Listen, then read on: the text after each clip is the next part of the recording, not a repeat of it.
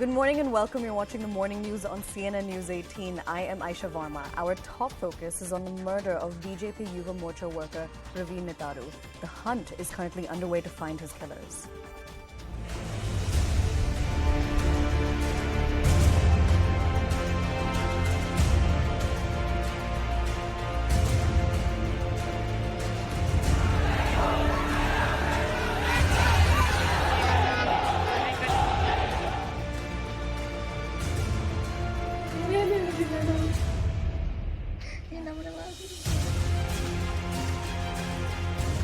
Immediately, police have sung into action, and they are trying to identify the culprits. Very soon, they will be nabbed.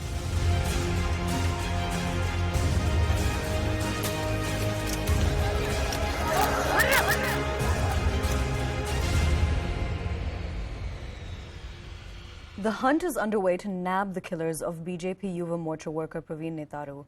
The Karnataka government, that received a lot of backlash from its own party's youth wing, has hinted at a plot behind the killing and has assured that the culprits will be caught as soon as possible. An interstate probe is also underway and it's in full swing. Several people have been detained and are being questioned. Meanwhile, prohibitory orders are in effect in the Puttur and Salya areas, keeping in mind the tense situation in the region. Now, in an exclusive conversation with CNN News 18, Karnataka Home Minister Raga Jnanendra has alleged that the PFI and its offshoots, the SDPI and CFI, might be involved in the killing of the BJP Yuva Morcha worker. Listen in. Mr. Jnanendra, you are saying that some people have been nabbed and interrogation is on. Do they belong to any particular political party or organization or outfit? ಕೆಲವರು SDPI, PFI, CFI members ಇದ್ದಾರೆ. ಇನ್ನು ಕೆಲವರು ಏನು ಅಲ್ದಿದ್ದವರು ಕೂಡ ಇದ್ದಾರೆ. ಇದರ ಹಿನ್ನೆಲೆಯಲ್ಲಿ ಎಲ್ಲ ಆ್ಯಂಗಲ್ನಲ್ಲೂ ತನಿಖೆ ನಡೀತಾ ಇದೆ. So you're saying they belong to PFI and its offshoots, SDPI and CFI. Are there enough grounds to curtail, curb or act against the activity if these people, if the murder was committed or if there is a hand of the PFI, SDPI, CFI as you are alleging? People are asking, when is the Karnataka government going to crack down on this group? ಖಂಡಿತ, ಯಾಕಂದರೆ ಕರಾವಳಿ ಭಾಗದಲ್ಲಿ ಇಲ್ಲಿ murder ಮಾಡಿ ಕೇರಳಕ್ಕೆ ಓಡೋಗ್ತಾರೆ, ಕೇರಳದಲ್ಲಿ ಮಾಡಿ ಇಲ್ಲಿಗೆ ಓಡಿ ಬರ್ತಾರೆ. ಈ ರೀತಿ ಕೆಲವು ಮತೀಯ ಸಂಘಟನೆಗಳು ಕಾರ್ಯಾಚರಣೆ ಮಾಡ್ತಾ ಇದ್ದಾವೆ. ಅವಕ್ಕೆ ಶಾಂತಿ ನೆಮ್ಮದಿಗಿಂತ ಯಾರ್ದಾರು ರಕ್ತಪಾತ ಬೇಕಾಗಿದೆ, ಪ್ರಾಣ ತೆಗೆಯುವಂಥದ್ದು ಬೇಕಾಗಿದೆ. ಕನ್ನಯ್ಯನ ಯಾವ ರೀತಿ ಹತ್ಯೆ ಮಾಡಿದ್ರು ಅದೇ ರೀತಿ ಎಲ್ಲರನ್ನೂ ಹತ್ಯೆ ಮಾಡ್ತೀವಿ ಅನ್ನುವಂಥ ಒಂದು ಭಾವನೆಯಿಂದ ಕಾರ್ಯಾಚರಣೆ ಮಾಡ್ತಾ ಇದ್ದಾವೆ. ಹಾಗಾಗಿ ಇಂಥ ಸಂಘಟನೆ ಮೇಲೂ ಕೂಡ ಕಣ್ಣಿಟ್ಟು ಕಾಯ್ತಾ ಇದ್ದಾರೆ ಪೊಲೀಸರು. ಅವ್ರನ್ನ ಫಾಲೋಅಪ್ ಮಾಡ್ತಾ ಇದ್ದಾರೆ. ಅಂತ ಯಾರೇ ಕಲ್ಪಿಟ್ ಸಿಕ್ಕಿದ್ರು ಕೂಡ ಅವರಿಗೆ ಶಿಕ್ಷೆ ಕೊಡುವಂಥ ಕೆಲಸ ಆಗ್ತದೆ. So you are saying that you will try and crack down on whoever, and if their crime is proved, you'll bring them to book. Now, my colleague Anand Narasimhan also spoke to BJP Yuva Morcha chief and MP Tejasvi Surya on the brutal killing of Praveen Netaru. Listen in. What do you put a finger on triggered this, or what has happened? Is this political? Is this rabid radicals? Is this support to Kanhaiya that has triggered this? This is rabid radicalism. The specifics of this will be clear only after the investigation by the authorities, but the discussions that I had with some of the higher officials from the police department, they say that the prima facie reasons are growing radicalism in that part of the country, and this is also a targeted killing in order to terrorize a section of the Hindu society, especially the organizations and the workers of this organization. But how are these radicals getting so emboldened? I mean, this is not new, it is not today. This is going on in this country from almost a few centuries.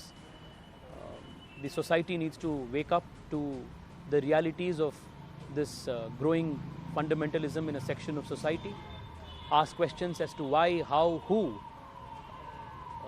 perpetrates this ideology, what motivates young men in their 20s to butcher the head of a non-suspecting innocent tailor going about doing his own business, or a young boy young child coming back from college, or a young father of a 9-month-old baby who had nothing to do with any personal grievance or ideology, with any personal grievance.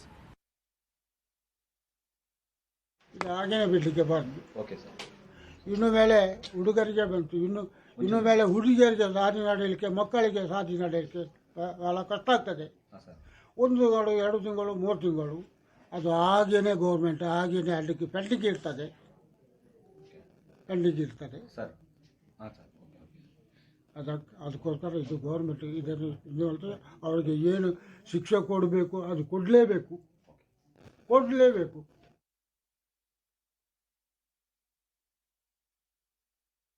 என்ன வாழிஞ்ச வாழ்த்தை பத்து ఊరికి ఎరికలకి బతుకెరుతు పాటు పోకున్నాడు ఆಯ್ತದ ಅರ್ಥವ ಎಲ್ಲದಕ್ಕೆ ಏನೋದು ಗೊತ್ತಿರಲಿಂಜ ಎಂಕಲಿಗೆ ಅಪ್ಪ ಮಗ ಏರಿ ಮುಂದುಗೆ ಎತ್ತಿಂಡು ಈ ನಮ್ಮನೆ வாழ்த்துட்டு போயிச்சேர அங்கே ஆகுவனே அல்படிக்கு எங்களை வாழ்த்துட்டு அப்பா மக எங்களுக்கு நான் ஏறுண்டு பொண்ணு சோக்கலையிட பொறுத்து போதுன்னு எங்களுக்கு ஏரில் வச்சு எங்களுக்கு 2 Our managing editor, Zaka Jacob, spoke to a panel of guests over the brutal killing of BJP Yuva Morcha worker Praveen Netharu. Listen in. Zaka, that is the reality today. In fact, the Congress party is in a denial mode. The reality is staring at them. Now, the petitioners are, many of them are the accused. And naturally, they will question it. And the Supreme Court, in its wisdom, and which we all accept, has said what it has said, and the question of arrest and the comparison with CRPC and the FIR and the EP, what you call the EPICR, I think that's what the ECIR, they call it. Yeah, that has been compared, and it is not necessary for the accused to be given that because it's a confidential document with input. So this whole argument of where is the FIR? I heard Chidambaram shouting. I heard many panelists, where is the FIR? Now, these are answers that they have got from the Supreme Court. This is not the BJP speaking. This is the highest court of the land speaking. So I think our friends will rest assured. And the profits, I cannot even calculate the profits because right now, while I'm speaking, the counting machines are working in Bengal, finding out what are the much more cash that has come in. So to make a judgment of how much money has come through and the laundering aspect that is going on for some time. And I salute the Prime Minister of this country because he talked about his issue of bringing black money back. And here is the process that has started. And there are complaints naturally. Everybody is complaining. Anybody with black money and laundering business will complain. But yes, our Prime Minister is steadfast in what he said and is following it. When did the Supreme Court call the CBI a caged parrot? When did the moniker Congress Bureau of Investigation come into usage? It was not when the BJP was in power. And so, and so again, two rights don't make wrong. So Zaka, look, question again is, fundamental issue is my crime is worse than yours and vice versa, which is taking us down the line. Was it wrong at that time to misuse CBI? Yes. Was it is wrong to misuse ED and CBI now? That's also is wrong. Okay. And it's a fact. It's an evolution. So no.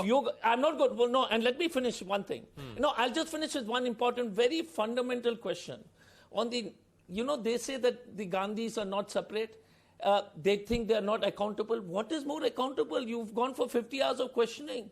And it is remarkable that the ED has actually speaking, and I was listening to some lawyer who was a neutral person saying, the questions are 5 or 6. Okay? It takes 1 hour, 2 hours. The fact is that you're doing a 50-hour or a 20-hour questioning is you want to humiliate, go ahead and do it. But for Tom and all political people, tomorrow when you're out of power, when somebody else bites you back, so don't be very cheerful on things which happen. No, but because I Dr. fundamentally Ajay, believe that misuse of CBI earlier was wrong. If you believe rightly or wrongly, you're in opposition, you have every right to believe that agencies are being misused and your leaders are being selectively targeted. See, who brought about the changes in the PMLA giving more powers to the ED? Sitting outside the realm, I'm not even going to mention which party, because I think everybody is smart enough to know which party. Now, sitting outside the realm of these political parties, it's amusing to see the two largest parties calling ED a tool. Each of them is, accusing the other, and we sitting outside know what happened. As far as what you were saying about the BJP, actually wearing this as a feather in its cap, the Treasury benches in Parliament are not going to get cowed down by the opposition charges that ED is being used as a tool by the BJP. In fact, they're wearing it as as a badge of honor, because they are saying that the raids and the confiscation of properties that are being conducted, they say that during the UPA tenure there was no confiscation of properties of the convicted people, even though PMLA existed even then, which means that they were laggards in enforcing a rule which they themselves brought about. So the BJP says it's part of their manifesto when they talked about black money, etc. So they're going about doing that. As far as the Supreme Court is concerned, it seems a little harsh to many people who are seeing this and saying that why did they uphold everything? Many of them thought that there'd be some kind of a watering down.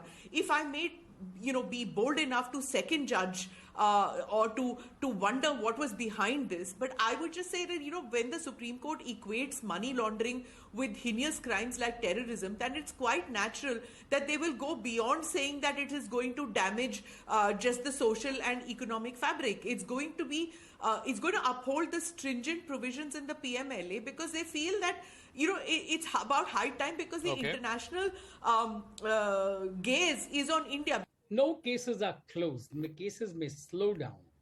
Now, what is this PMLA? It looked like an independent act.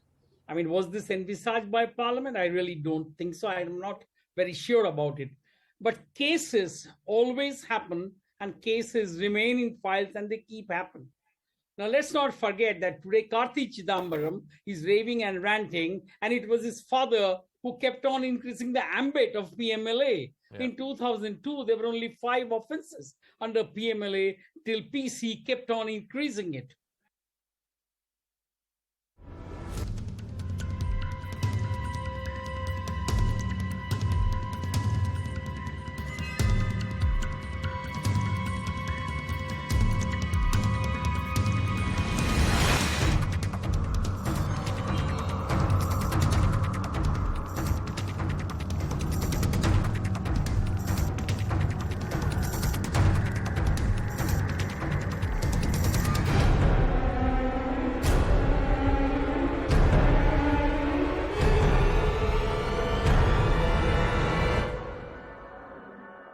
The SSC scam case is getting bigger with each passing day. During fresh raids at the flats owned by accused Arpita Mukherjee, the central agency has recovered more than 30 crores of cash and over 5 kilograms of gold, hence building more heat on Arpita and Partha Chatterjee.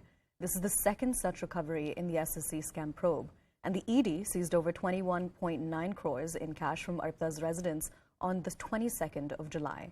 Now, this seizure led to the arrest of Arpita and later West Bengal Minister Partha Chatterjee. Meanwhile, exposing the illegal nexus of Partha, the ED has found a school worth more than 50 crore rupees being run by Partha's son-in-law. The school is indirectly controlled by Partha Chatterjee. Not just one, but 2 properties of Arpita Mukherjee at Clubtown Heights in Belghoria, and this is the second one, sealed by the Enforcement Directorate after they searched the property. This is flat 2A at Clubtown Heights, block number 2, and you can see this notice which says, notice is hereby given to general public.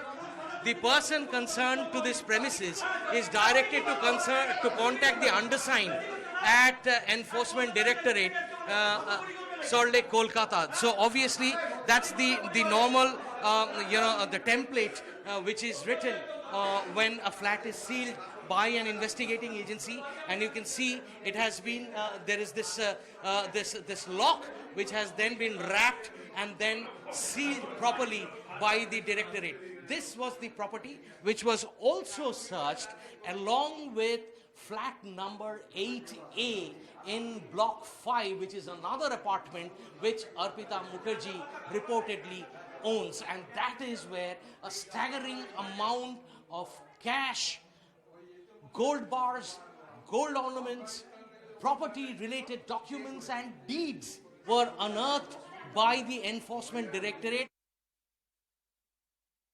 That's the block 5 of this residential complex, where on the 8th floor of this particular block is the apartment which is currently being searched, and that staggering recovery being made by the Enforcement Directorate. Of course, it will take a long time for the ED officials to get a fix on the final figure of the wealth that has been recovered. And will this be the last of it? We do not know. That's the main issue over here. We had one staggering recovery happening from the southern fringes of the city last week. Now we have another set of recovery, almost probably equal or even perhaps more from the northern fringes of the city. And my colleague Maria Shakil spoke to a panel of guests on the SSC scam probe and Bengal Minister Partha Chatterjee's role in it. Listen in. How on earth is that amount of cash being recovered from Arpita Mukherjee's homes? Maria, you know that I do belong to this community of academics. So if I can for a moment speak as an academic, let me say that I'm extremely shocked and disturbed by these pictures on TV. Extremely, I mean, beyond, like any other person in this country, personally, I'm shocked beyond any point. As far as the party that I represent is concerned, the party must be deeply concerned. Let us wait for some more moment. Definitely the party is also disturbed because this has never happened this way in Bengal. We are definitely concerned and the party is closely watching the situation, I tell you.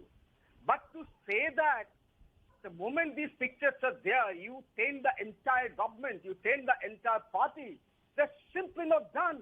Manojit Mandal, he cannot continue to be in your government because the credibility of your party supremo is now at stake. That will be questioned because she has always taken the moral high ground. She has positioned herself as a leader who believes in transparency. What explains this amount of cash? Can I answer that question? I know I'm doing something extremely difficult, but can I get a chance to respond? If we talk of that guilty of association or guilt of association, by the same logic, the Prime Minister of this country is also guilty. The Home Minister of this country is also guilty for recruiting a person who had 12 cases of murder, dacoity, sexual harassment against him, Nitish Pramanik. So let's don't go by all this. No. If you look at those images and if you continue to look for these examples, then I'm really worried about the future of the entire argument. For the moment, he is number 2 in your party. There's nothing that explains from where is this cash coming from. This is proceeds of crime. This is evident proceeds of crime. That has to be done by the investigating agency, I am going to begin this discussion. No, because these images have come in and that is the reason I wanted a reaction from the TMC. I want to begin this discussion from the lawyers who are joining me on this show because today was the day of an important judgment. Tanveer Ahmed Mir, if the apex court says that there is no vice of arbitrariness because it was being seen as arbitrary, what does it do to this all arguments that have been made by multiple political parties that there is misuse of multiple agencies, particularly the Enforcement Directorate? The legislation of PMLA 2002 was incorporated and how various amendments have been made time to time.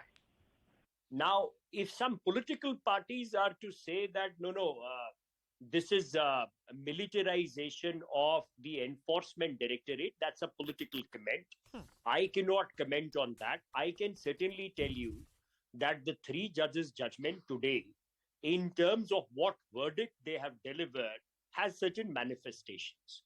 The first manifestation, which is there for the society, is that PMLA no longer, the ED authorities earlier have been saying that we are independent of the predicate offense, which means that even if somebody has a case of CBI on his head and on that basis ED registers the case, and in case he gets discharged or acquitted from the CBI case, the ED case will continue. The Supreme Court has negated that.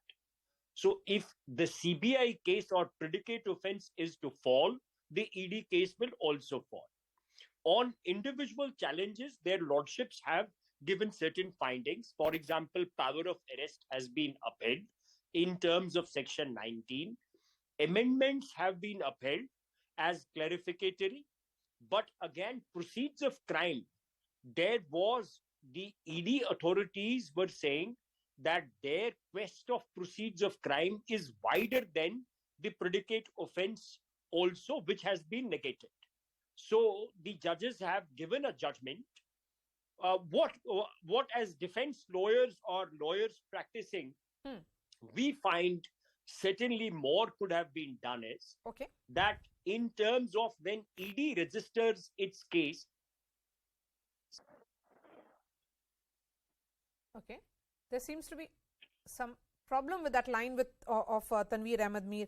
Kapil Sankla, now with the burden of proof on accused, because it was challenged that it was against fundamental right, what does it do to all those who are facing PMLA charges?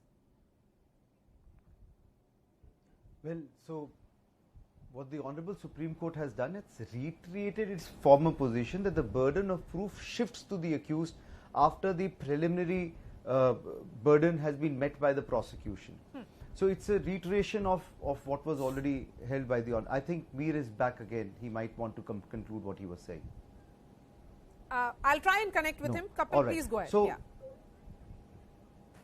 sure. So the Honorable Supreme Court has only reiterated it. So the question is whether is it right or wrong is another question. But whether the Honorable Supreme Court could have done it or not is the fact is that this is a specialized act, and the specialized act is not bound by General Act, which is IPC, CRPC, etc.